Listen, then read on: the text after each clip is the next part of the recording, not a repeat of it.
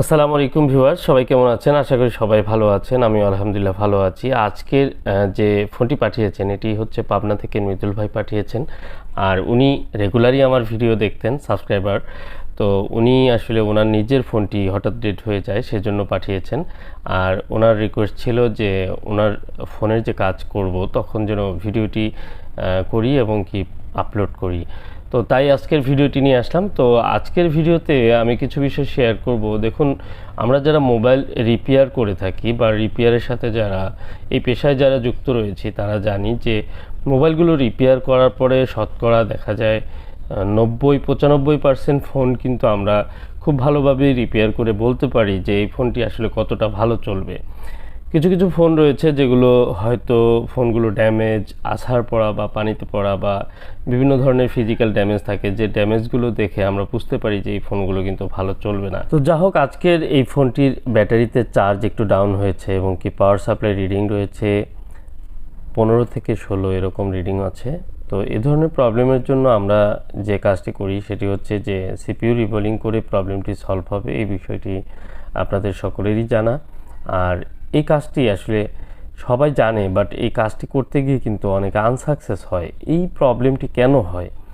কারণ দেখুন, একটি ফ্রেশ মাদারবোর্ড, এই মাদারবোর্ডে ইতিপূর্বে কোনো ধরনের কাজ করা হয়নি। কোম্পানি অনেক হিসাব নিকেশ করে কিন্তু এই ফোনটিকে অ্যাসেম্বল করেছে এবং কি সেই ফোনটি যখন আমরা কাজ করব, কাজের সময় যদি আমাদের কিছুটা তারতম্য হয়ে যায়, যে ক্রাইটেরিয়াগুলো সেগুলো যদি আমরা পূরণ না করি, তাহলে দেখা যায় যে এই মাদারবোর্ডটি আমরা হয়তো রিপেয়ারে সাকসেস হলেও ফোনটি কিন্তু লং লাস্টিং করে না। তো এই যে কাজের যে কোয়ালিটি রয়েছে, সেই কোয়ালিটির কারণে কাজের রিপেয়ারের যে ধরন রয়েছে বা কিছু নলেজ রয়েছে যেগুলো আমাদের অ্যাপ্লাই করা প্রয়োজন কাজ করার সময়, সেগুলো অনেকে হয়তো জানেন কিন্তু কাজ করার সময় ভুলে যান, যে কারণে দেখা যায় অনেকগুলো সমস্যা কিন্তু পরবর্তীতে দেখা দিতে পারে। আর যে কারণে অনেকে ফোন রিপেয়ার করে ভালোভাবে কিন্তু ইউজ করতে পারে না। এই বিষয়গুলো আমি দীর্ঘদিন যাবৎ যেহেতু কাজ করে আসছি, এগুলো ফল্ট ফাইন্ডিং করে কিছু বিষয় রয়েছে যেগুলো আসলে প্র্যাকটিক্যালি প্রমাণ না করলে আপনি বুঝতেই পারবেন না, আপনার হয়তো কল্পনার বাইরে থাকবে। যেমন আপনি যখন সিপিইউ রিবোলিং করবেন একটি ফোনের, তখন দেখবেন সিপিইউ র্যাম খুব সুন্দরভাবে আপনি রিমুভ করছেন, রিবোলিং করেছেন, কিন্তু ফোনটি অন হচ্ছে না, এলইডি ব্লিঙ্ক করছে। এই মুহূর্তে আসলে আপনার কি করণীয়?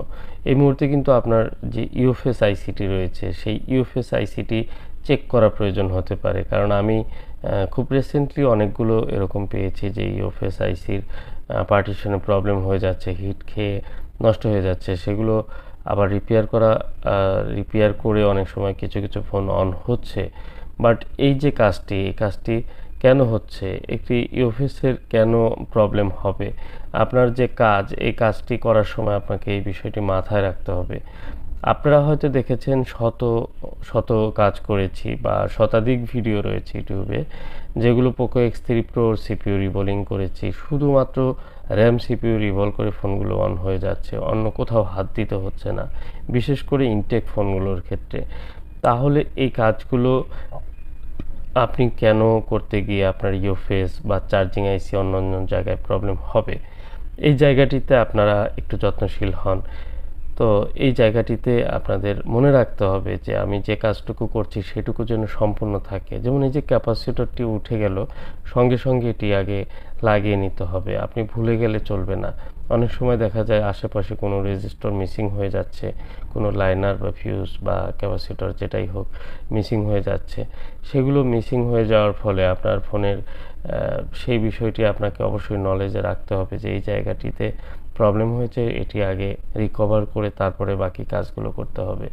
কারণ ভুলে গেলে কিন্তু পরে ওই কাজটি হয়তো মনে পড়ছে না, আপনি ফোনটি অন করার চেষ্টা করছেন, ফোনটি অন হচ্ছে না, তো আপনার মনে হচ্ছে যে হয়তো সিপিইউ রিবোলিং ভালো হয়নি, আবার পুনরায় সিপিইউ রিবোলিং করলেন, আবার অন্যান্য কাজগুলো করে চলেছেন একের পর এক, কিন্তু আপনার পরবর্তীতে আপনার হয়তো জিনিসটা চোখে পড়লো যে আপনি এখানে একটি রেজিস্টর মিসিং রয়েছে, যে রেজিস্টরটি হয়তো 0 ওহমসের ছিল বা সেই রেজিস্টরটি প্রয়োজনীয় ছিল, সেটি ছাড়া ফোন অনই হবে না, এরকম হতে পারে। তো যা হোক, এই সিপিইউ রিবোলিং এটি আসলে তেমন কোনো গুরুত্বপূর্ণ বিষয় না। সিপিইউ রিবোলিং যারা প্র্যাকটিস করেন বা যারা এই কাজগুলো করছেন তাদের কাছে হয়তো এটি খুব সহজ, কিন্তু এর বাইরেও অনেক কাজ রয়েছে, অনেক ফল্ট ফাইন্ডিংয়ের ব্যাপার রয়েছে। একটি সিপিইউ আসলে কিভাবে কাজ করে এবং একটি সিপিইউর যে প্রোটোকলগুলো রয়েছে, এই সিপিইউটি বিভিন্ন আইসির সঙ্গে যে সম্পৃক্ত রয়েছে এবং সেগুলোকে ডাটা সিগন্যাল ট্রান্সফারের মাধ্যমে যে সিপিইউটি কাজ করছে, আপনি কোনো একটি জায়গায় যদি ব্রেক হয় তাহলে কী ধরনের প্রবলেম হতে পারে, কোনো একটি লাইন যদি ওপেন হয়ে যায় তাহলে কী ধরনের প্রবলেম হতে পারে, এবং লাইনটি যদি শর্ট হয়ে যায় তাহলে কী ধরনের প্রবলেম হতে পারে, এই সকল বিষয়গুলো কিন্তু একটি আইডিয়ার মধ্যে বা আপনার মাথায় থাকতে হবে। তাহলে আপনি ঘাবড়ে যাবেন না। কোনো একটি ফোন, আপনি হয়তো ফোনটি র্যাম সিপিইউ সব রিবোলিং করে ইনস্টল করেছেন, ফোনটি মনে হচ্ছে যে অন হচ্ছে কিন্তু আপনি ডিসপ্লেতে কিছু আসছে না। হতে পারে খুব সহজ এবং স্বাভাবিকভাবে আপনার ডিসপ্লের কিছু ওএসে আপনার চেকিং করতে হবে, সেগুলো চেক করলেই কিন্তু আপনি পেয়ে যাবেন যে কোথায় প্রবলেম। তো ভয় পাওয়ার কিছু নেই, ঘাবড়ে যাওয়ার কিছু নেই। খুব ধৈর্য সহকারে এবং কি খুব ধীরে সুস্থে এই কাজগুলো করতে হয়। কারণ আমি দীর্ঘদিন যাবৎ যেহেতু এই কাজগুলো করছি, এখন অনেকেই করছেন এই কাজগুলো, আপনারা হয়তো ভিডিওতে বা ফেসবুকে বিভিন্ন সোশ্যাল মিডিয়াতে এই কাজগুলোর ভিডিও প্রচুর পরিমাণে রয়েছে এখন। আর অনেকে এই কাজগুলো একসময় করতেন না, কিন্তু আপনারা হয়তো একসময় আমাকে অনেকেই তুচ্ছ তাচ্ছিল্য করেছে যে শুধু পোকোর কাজ করে, কিন্তু দেখুন এই পোকোর কাজটি এখন বাংলাদেশ সহ দেশের বাইরে সব জায়গায় কিন্তু এই পোকো ফোনের কাজগুলো অনেকেই করছেন। কিন্তু আমি যখন করেছি তখন আজ থেকে প্রায় 2 বছর, 2021 সাল থেকে মনে হয় আমি প্রথমত করি এই পোকো সিরিজের কাজগুলো। প্রচুর পরিমাণে কাজ করেছি। আমার এই সেক্টরে একটি দক্ষতা রয়েছে, এটি আপনাদের অবশ্যই মানতে হবে। তো আমি চেষ্টা করি সেই কাজগুলো শুধু করতে না, কাজগুলো সুন্দরভাবে করে এবং সেই ফোনগুলোর একটি ওয়ারেন্টি দিয়ে থাকি যেন ফোনগুলো ভালোভাবে আপনারা ইউজ করতে পারেন। বিশেষ করে আলহামদুলিল্লাহ দেখুন এই যে ফোন রানিং হয়ে গেছে, এইভাবেই কিন্তু প্রত্যেকটি ইনটেক ফোন রানিং হয়ে যায়। এগুলো মিস হবে না ইনশাল্লাহ। যদি মিস হয় সেটির জন্য আমি নতুন প্রসেসর ইনস্টল করে প্রয়োজনে আপনার ফোন ঠিক করে দেব, কিন্তু আপনারা ফোনগুলো নষ্ট করবেন না।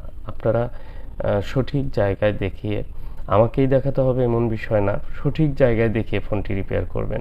আর আপনি যদি চান যে আপনার ফোনটি 100% ঠিক হোক, নিরাপদ এবং সুন্দরভাবে পরবর্তীতে আপনি ফোনটি ইউজ করতে চান, তাহলে আমার সাথে যোগাযোগ করতে পারেন। আমার নাম্বারটি স্ক্রিনে দেওয়া থাকবে, আমার হোয়াটসঅ্যাপে কন্ট্যাক্ট করবেন। চাইলে সরাসরি আসতে পারেন, আবার কুরিয়ার করেও পাঠাতে পারেন বাংলাদেশের যে কোনো জায়গা থেকে, বিশ্বাস এবং আস্থার সাথে।